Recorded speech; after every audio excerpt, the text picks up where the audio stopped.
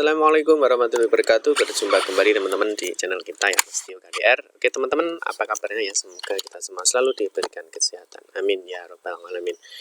Di kesempatan kali teman-teman kita akan berbagi informasi kembali teman-teman ya terkait dengan seleksi P3K Guru teman-teman ya di tahun 2021 ini. Nah, ada hal yang perlu kita sampaikan teman-teman ya terkait dengan informasi terbaru teman-teman ya terkait dengan jadwal seleksi P3K Guru di tahun 2021 ini.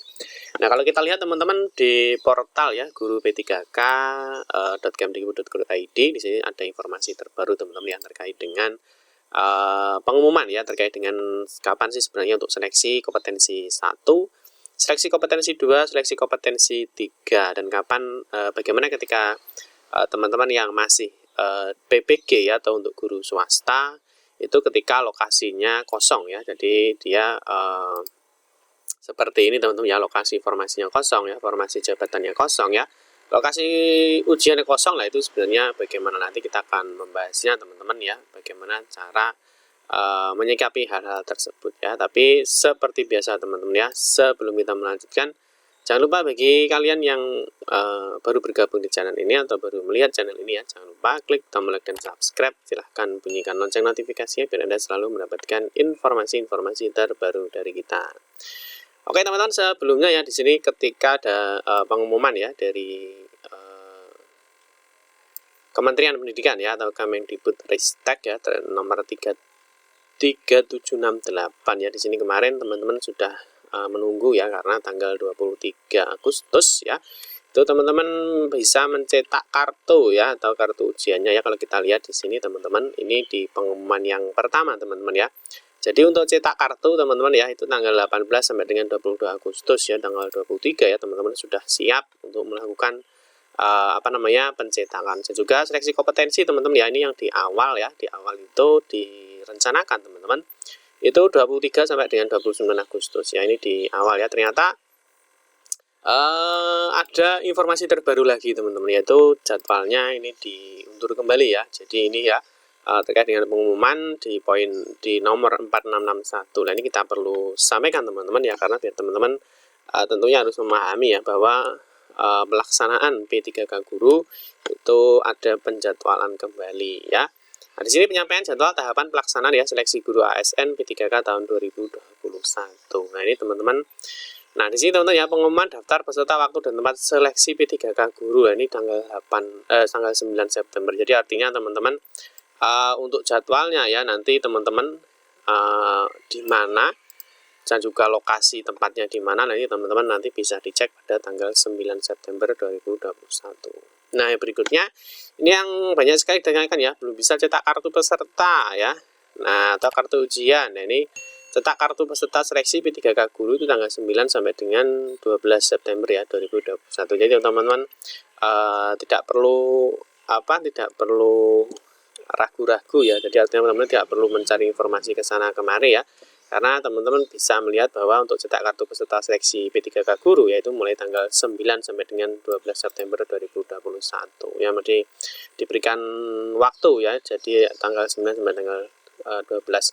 Nah, berikutnya teman-teman yang terpenting adalah di sini ya pelaksanaan seleksi kompetensi.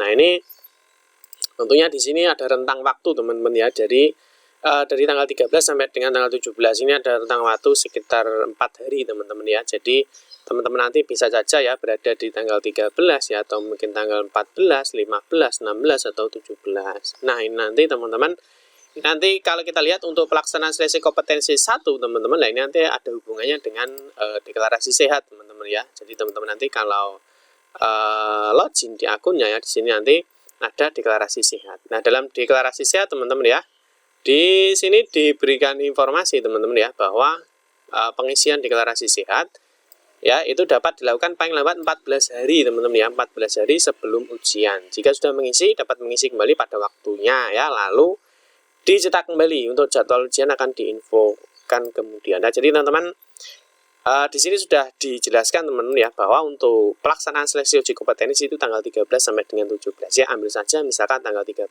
ya misalkan.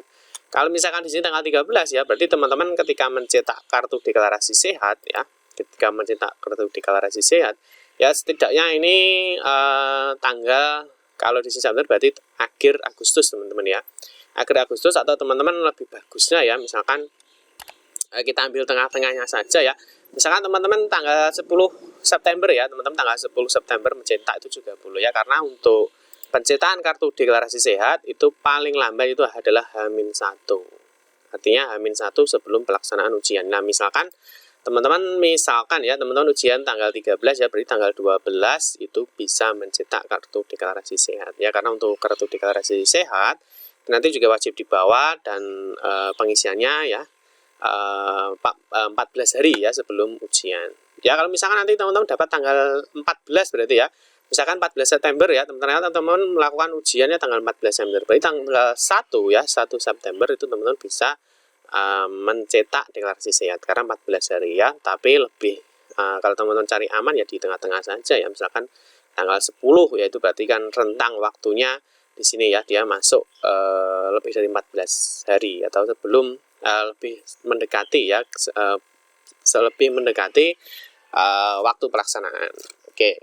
Yang berikutnya teman-teman, di sini untuk pengumuman hasil kompetensi ya, tentunya teman-teman sudah paham ini masa sanggah ya, pengajuan sanggah ini seperti biasa, jawab sanggah.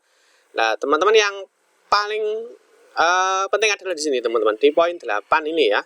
Nah, di poin 8 ini adalah bagi guru-guru ya yang berada di sekolah swasta.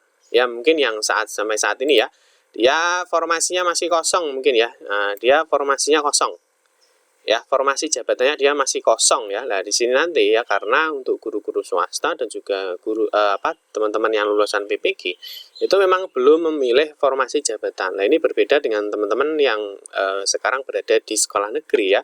Jadi untuk formasi jabatannya dia sudah muncul ya. Nah, karena apa? Dikarenakan apa ya?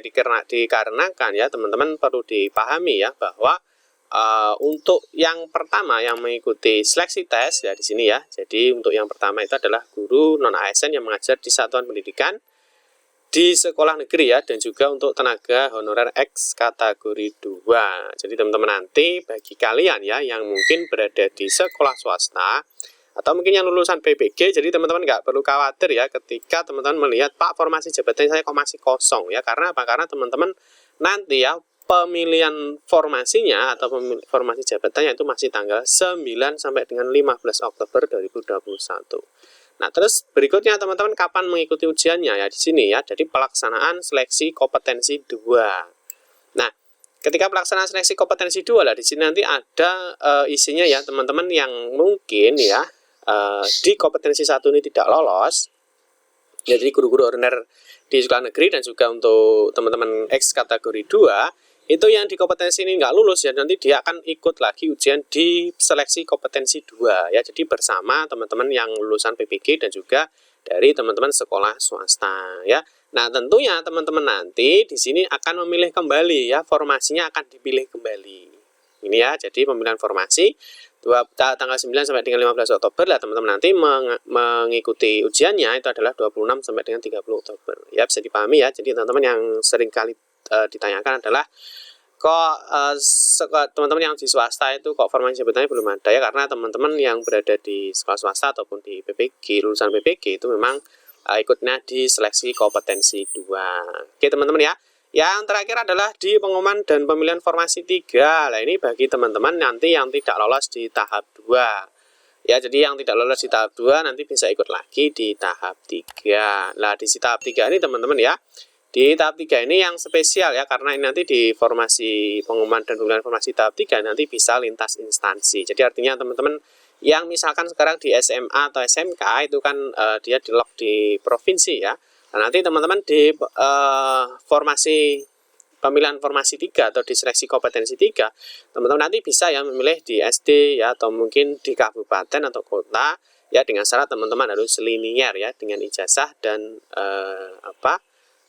mapel ya yang akan diampu nanti. Ini ya, jadi nanti di pemilihan formasi 3 ya. Jadi nanti bisa lintas jenjang atau lintas instansi itu di formasi 3. Terus berikutnya ini ya, ini sama ya, cetak kartu ini teman-teman sudah paham. Nah, ini pengumuman juga sudah paham. Yang terakhir adalah pelaksanaan seleksi kompetensi 3 teman-teman. Itu tanggal 2 sampai dengan 6 Desember 2021. Jadi ini masih panjang ya.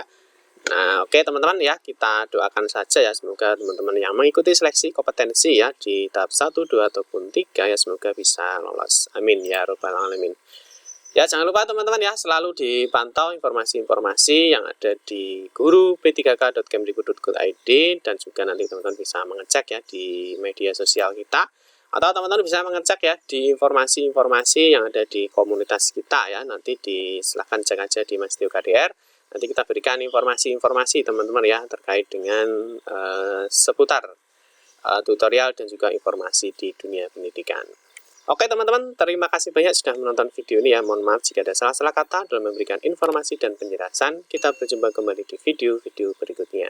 Saya akhiri, wassalamualaikum warahmatullahi wabarakatuh.